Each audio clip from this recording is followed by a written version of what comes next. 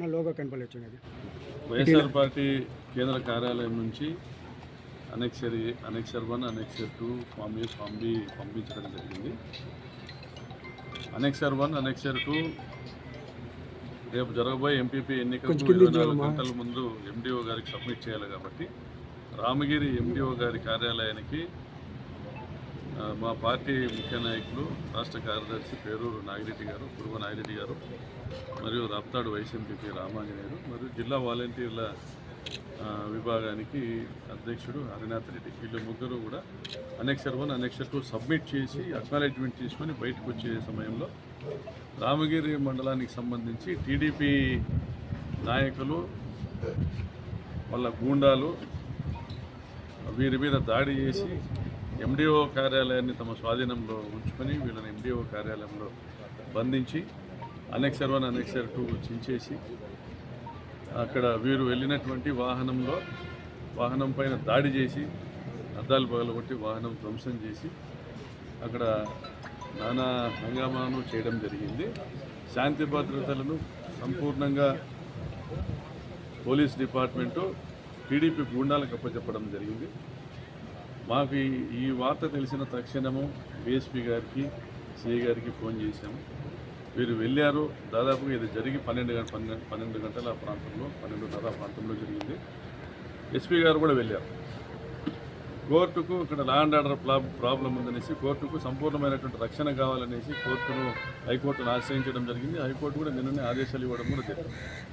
అయినప్పటికీ కూడా పోలీసులు అక్కడ కావలసినటువంటి బందోబస్తు ఏర్పాటు చేయడంలో విఫలమైనారు.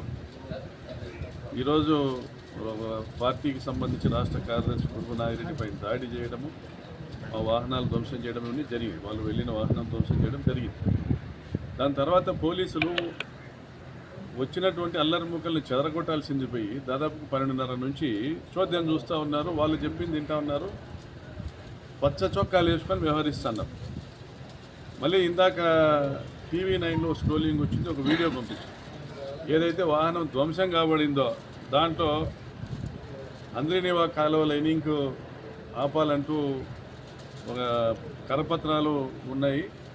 దాంతోపాటు ఇప్పుడు అది ఆ వెహికల్లో ఉన్నది కరపత్రాలు మినహా ఏమీ లేకపోయినా ఒక కొడివేలు పెట్టినారు. దాంట్లో ఒక కొడివేలు కనపడతారు. మామూలుగా పంట చేనులలో పోయి పంటగా కోసుకునేటువంటి కొడివేలు కనిపెట్టారు. ఇంకా కొన్ని బాక్సులు పెట్టారు.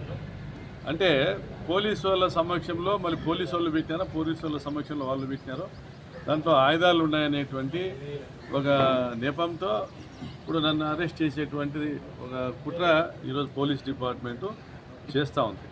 మరి చంద్రబాబు నాయుడు గారు కానీ, స్థానిక జిల్లా మంత్రులు కానీ, తెలుగుదేశం పార్టీ రాష్ట్ర నాయకత్వం కానీ మరి ఏం చెప్పాలనుకుంటుంది సమాజానికి?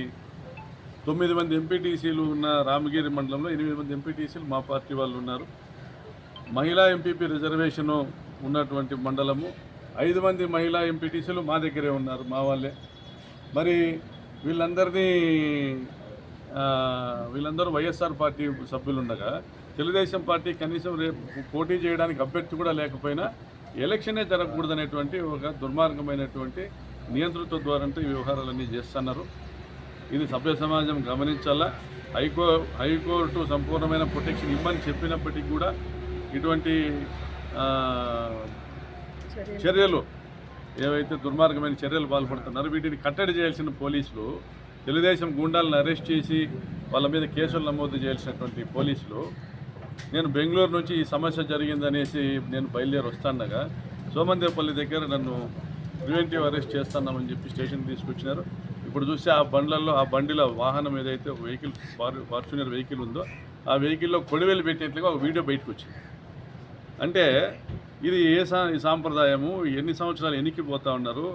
గతంలో ఎప్పుడో నాకు తెలిసి 90లోనో 90వ దశకంలో జరిగినటువంటి వ్యవహారాలు ఇప్పుడు చేస్తున్నారు. ఒక రకమైన చదువురాని వ్యక్తి కూడా, ఒక నాగరికత అంతో ఇంత నాగరికత లేని వ్యక్తి కూడా దీన్ని ఖండించేటువంటి పరిస్థితి. తోపుదుర్తి ప్రకాష్ రెడ్డి అనేవాడు ఫ్యాక్షన్ని ప్రోత్సహించి ఉంటే పోయిన 5 సంవత్సరాలు తెలుగుదేశం పార్టీ వాళ్ళు బయట తిరిగిండే పరిస్థితి ఉందా? ఫ్యాక్షన్ను వ్యతిరేకిస్తూ ఫ్యాక్షన్ని ప్రోత్సహించకుండా అందరూ స్వేచ్ఛగా తిరిగేటువంటి వాతావరణం జగనన్న నేతృత్వంలో ఈ జిల్లాలో నడిచింది. మరి ఇప్పుడు ఎంపీపీ ఎలక్షన్ వస్తానే మీ రంగులు మీరు చూపిస్తూ ఉన్నారు. గత 9 నెలలుగా అనేక దౌర్జన్యాలు, అక్రమ కేసులు, దాడులు అన్నీ కూడా చూసింది ఈ జిల్లా ప్రజానీకం. మీరు ప్రజల్ని మోసం చేసి గెలిచినారు. మీ లావు చూసో లేదంటే మీరు గొప్పల్లోనే మిమ్మల్ని ప్రజలు గెలిపించలే. మీరు ప్రజల్ని మోసం చేసి అలవిగాని హామీలన్నీ ఇచ్చేసి మీరు అధికారంలోకి వచ్చినారు. అధికారంలోకి వచ్చినాక మళ్ళీ ప్రజల్ని మోసం చేసినారు. ఇప్పటి వరకు కూడా మీరు చెప్పిన ఒక హామీ నెరవేర్చుకోలే. ప్రజల్లో మీరు పలచన అయిపోయినారు. కాబట్టి ఇప్పుడు తెలుగుదేశం పార్టీ విధానం ఒకటే, వైసీపీకి సంబంధించి నాయకత్వాన్ని దెబ్బతీయాలా, వైసీపీలో ఉన్న ప్రజాప్రతినిధుల్ని దెబ్బతీయాలా, దాడులు చేయాలా, ఎన్నికల్లో పోలీసుల సాయంతో అక్రమంగా వాళ్ళ చేతుల్లోకి తీసుకోవాలా.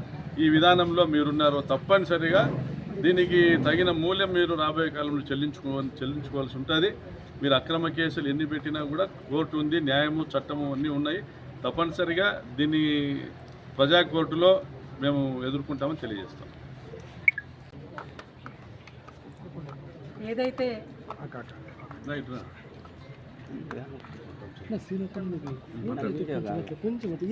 ఏదైతే రేపు ఎంపీపీ ఎలక్షన్స్ సత్యసాయి జిల్లాలో కదిరిలో, గాండ్లపేటలో, రామగిరిలో, అదేవిధంగా పెనుగొండలో, రొద్దంలో ఎంపీపీ ఎలక్షన్స్ మేము సిద్ధమవుతున్నాం. అయితే గతంలో మనం చూసిందేదైతే ఇదే ఎంపీటీసీ ఎలక్షన్స్ మళ్ళీ జెడ్పీటీసీ ఎలక్షన్స్ని బాయ్కాట్ చేసినారు. టీడీపీ వాళ్ళు బాయ్కాట్ చేశారు. అయితే ఈరోజు మళ్ళా వాళ్ళకి అధికారం వచ్చింది అంటే ఆ రోజు భయంతోనే బాయ్కాట్ చేశారు. ఎక్కడ ఓడిపోతారనే భయంతోనే జెడ్పీటీసీ, ఎంపీటీసీ ఎలక్షన్స్ బాయ్కాట్ చేశారు. మేము ఆ రోజు ఫుల్ ఫ్లెడ్జ్డ్గా ప్రతి ఒక్క నియోజకవర్గంలో కూడా ఫుల్ ఫ్లెడ్జ్గా మనం గెలుచుకున్నాం.